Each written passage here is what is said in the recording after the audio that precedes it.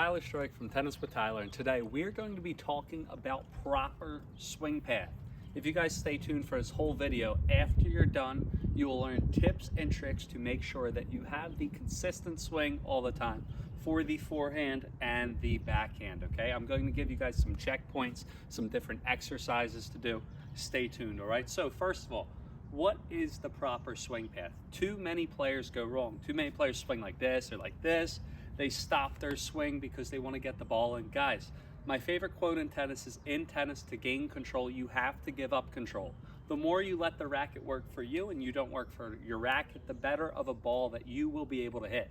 So, again, people go like this or they swing down. The first thing is you guys need to swing low to high.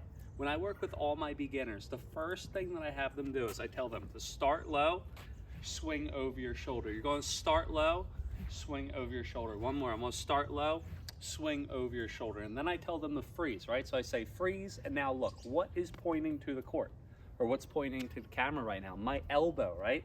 So I want you to think start low, elbow. Start low, elbow. Why do I emphasize elbow so many times? Guys, there's all these different players. You see Nadal does the buggy whip. Murray comes across his body. Tyler, why are you telling us to point our elbow? That's so old school. Not that many players do it anymore, right? Listen, if you point your elbow once you're done, that will ensure that you have done the proper swing every single time, right? Watch this, right? You want to swing low to high, right? So I swing low to high. Every single time, if I point my elbow up here, it ensures that I went low to high, right? Where players go wrong is that they swing down or to the side. Where's my elbow pointing? My elbow's not pointing in the proper position. Let's do another sideways swing. Too many players, they swing to the side. Look, elbow's down. So again, the elbow will ensure that you have a proper swing. I want you guys to think of a clock now, right? 12 o'clock up here, 6 o'clock down here, right? When you guys swing for that forehand or your backhand, you need to swing from 6 to 12, right? That's why we say low to high.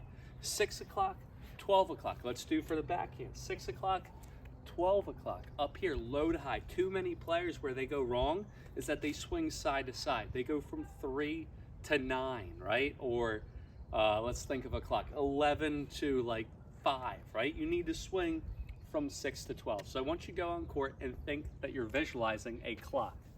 Why do we have to swing low to high? Why do you need to swing low to high when you're playing tennis? Well, look, so number one, you gotta hit the ball forward, right?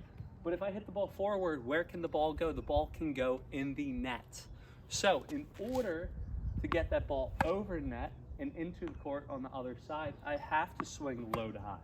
If I swing around the ball, look, it's going into the net every single time. So again, that low to high will ensure that you can hit a proper ball every single time. Now, a lot of players, they swing to the side. A lot of players, they either do this when they're starting out. They'll go like this, right? They'll stop, and they'll stop their swing. You will be able to get a lot of balls in the court by stopping your swing. But you're going to hurt your arm, and you're never going to be able to progress. You're never going to be able to hit that ball with any more pace possible. So, instead of stopping, make sure that you go all the way around. And again, how do we ensure that? Elbow, okay? The second thing where players go wrong is if they don't stop, they swing around the ball. So they'll bring the racket up here, and again, they'll just come around their body. They're coming around their body, and they're going to have trouble hitting the ball. You guys need to think with the tennis stroke. There are two motions that you need, not just low to high, but you want to swing out forward and then up. Again, too many players, they don't swing out forward and then up. What they do is that they come around the ball. They come around the ball. And if you come around the ball, you might be able to hit it in, but you're always going to hit it cross court. You're never going to be able to come around the ball and go down the line. It's just not going to work. So by swinging low to high and going forward and then up instead of around, you will be able to place the ball wherever you want, and it will be way more arm, shoulder, elbow friendly, okay? So again, you want to swing out first and then up, right? You're going to hit the ball forward, and then you're going to come up over your shoulder. I want you to think a great drill to do is to pretend that you want to point your racket tip to your target, towards where you want to hit. So right now, you guys are my target right now. I'm going right at the screen, right? Watch what I'm going to do. I'm going to swing. I'm gonna keep on going forward to the point that I point the tip of my racket at the camera, at you guys right now, and then I swing over my shoulder. Again, I'm gonna take my racket back, I'm gonna do my swing, I'm gonna swing out. I'm gonna keep on swinging out forward to the point that I'm going to point the tip of my racket at the camera, at you guys, and then over my shoulder. Same thing for the backhand, two-handed or one-hander. I swing contact, I swing out, I extend, point the tip of the racket out, and then follow through. Backhand, contact, point the racket tip out, and then follow through. You guys have to remember, right? The shot is not just contact and then follow through. It's contact, extension, and then follow through.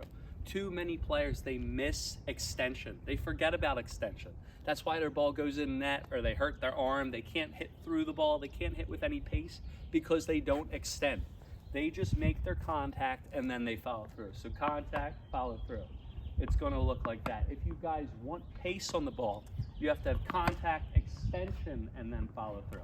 A great drill, and I forget who did this, but they had 3 balls on the ground, right? So 1, 2, 3.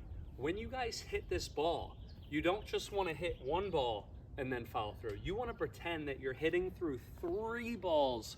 That'll help you extend and then follow through. Watch, right? So number 1 here, right? So I hit this ball, but then I keep on going forward. I get my extension and then follow through. Let's do it for the one-hander. So I hit this ball, I keep on going forward, extend, and then follow through. Here we are, I hit this ball, keep on going forward, extend, and then follow through. That extension is going to make or break your stroke, right?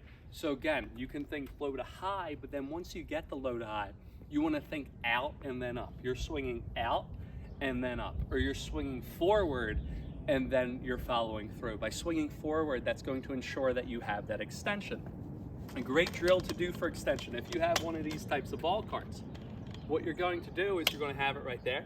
You're going to make contact on the ball cart, and then you're going to keep on trying to push the ball cart forward to look. Tip of the racket is pointing towards the screen, right? And then following through. So you're just going to do a couple reps. By doing this, this is pushing. I'm teaching myself to swing out first and then up. Let's do 2 more with the backhand. We'll do two-handers. So I'm going to make contact, keep pushing, extend, and out. Last one, here we are, let's go. So I'm gonna go contact, extension, and then follow through every single time. So that's a great drill. Also, what we can do is we're gonna bring you guys to the gate right now. I hope this thing's still recording. Yes, it is. Here we are. So let me just see where we are. Cool, right? So another great drill that you can do is you can use the gate. So if you don't have a ball cart, you don't have one, you're not a tennis coach, right? You can get a gate. And you can extend, keep your racket on the gate for as long as you can, and then follow through. Again, where people go wrong is that they go like this. They swing and they turn like T-Rex arms, right? They're moving through their wrist and their forearms. You guys need to make contact, keep the racket as long as you can on that gate to get that extension, and then follow through. 2 more, back, drop, extend, and 1 more. I'm trying to keep my racket on the gate for as long as possible. Now guys, when I do this drill, people say, oh no, Tyler, you're damaging your racket, you're hurting your racket, blah, blah, blah, blah, blah. Just don't press super hard into it. Just have it kind of light so it doesn't beat up your racket. Our last drill, what we're going to do, we're going to take a field trip all the way up to the net right now. And this is an amazing drill to do. We're going to put you guys right here and watch what we're going to do. We're going to be a foot away from the net, and we're going to work on contact here and then follow through. So it's the net drill. We're going to do contact and then follow through. Contact and then follow through. Notice, guys, when I do that, when I do this contact and follow through, I am freezing my racket every single time. I'm freezing my racket. You don't want to go like this. Too many players, when I teach them this, they just go like this. Guys, you're wasting your time. You need to make contact, freeze, and then follow through. This is teaching you contact and then follow through. You want to swing out, forward, and then up. Too many players, what they do is they come around the ball. They'll be like this when they hit and then come around. You don't want that. Contact, follow through. Notice when I do that, I'm going to turn around. Where's my elbow pointing? Towards the middle of the court. A great drill to do. We're going to move this camera a little bit back now. What we're going to do, and I do this with all my students, but instead of drop feeds, we'll do, I'll feed from the other side, but you'll do 3. So you'll do 1, follow through, 2, follow through, and 3, follow through. And then we're going to move back a little bit and do 3 more. 1, follow through. Let's go 2, follow through, and 3. So you're going to give me 3 at the net to get that feel, and then you're going to move back and hit the same ball and try to really make contact and then follow through. You're going to do the same exact thing for the backhand. Another great drill that we can do for proper swing path is you're going to drop feed the ball, right? But with your arm fully extended. You're not going to be in here. You're going to fully extend so you can teach yourself how to swing out and then up. Swing out and then up. If you guys see me keep on looking at the camera, I forgot my lavalier today. I'm actually missing this one part, so I'm trying to make sure that I'm talking super loud so you guys can hear it on the camera. I apologize if the audio's not as quality, but it's such a nice day, so I wanted to make sure that I'm recording videos for you guys.